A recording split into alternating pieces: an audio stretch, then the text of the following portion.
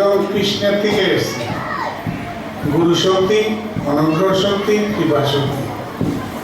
তাই আপন আপন গুরুর উপরে একজন আছে, তিনি হলো পরম গুরু। পরম গুরুর নির্দেশ অনুসারে যদি সে শিষ্য না চলে, গুরু বাক্য সর্বস্বীতি অবহেলায় ছাড়া, তাদের চরম দুর্গতি। গুরু বাক্য সর্বসিদ্ধ অবহেলায় সারখার, গুরু বাক্য গ্রাহ্য আর সব বাচ্চা।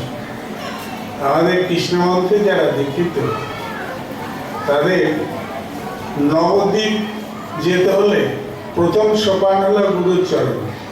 সে গুরুর চরণ কমলাভ্য নম, তারপরে শ্রী পরম গুরু চরণ কমলাভ্য নম।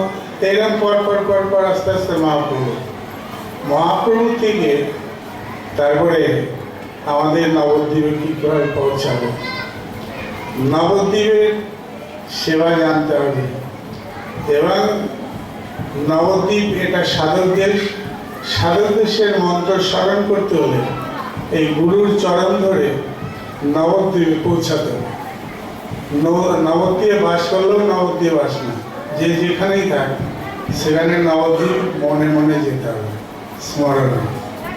নবদ্বীপ গিয়ে মন্ত্রগুলি গুরু বীজ, গুরু গায়ত্রী, হরিনাম, হরিনামের বীজ এবং নিত্যানন্দন মন্ত্র, গৌর মন্ত্র, গদাধর মন্ত্র, অদ্বৈত মন্ত্র, পঞ্চতত্ত্বের মন্ত্রগুলি কীভাবে স্মরণ করতে হবে, সেটা যদি ঠিক না করে খালি বসে বসে একটু কুটুর কুটুর করল, সেটা কিন্তু কথা মন্ত্র স্মরণ হবে না। এই মন্ত্র স্মরণ করতে করতে সাধকের মধ্যে বা শিষ্যের মধ্যে এদের প্রতি যে একটা নিত্য করণীয়, সেই করণীয় পরে লোভ আসে। এই লোভ আস্তে আস্তে আস্তে আস্তে আস্তে দেখা যাচ্ছে আমি তো এখানেই, আমার ইতি না, আমাকে যেতে হবে বৃন্দাবনে। তাহলে বৃন্দাবনে যেতে হলে যেমন বয়স খুব অল্প থাকবে। মঞ্জুরিদের বয়স 11 বছর। তা 11 বছর 1-8 মাসের মধ্যে বয়স গুরুদেব দিবেন। এবং সেই বয়সে চিন্তা করতাম মেয়ের চিন্তা, মেয়ের আকৃতি।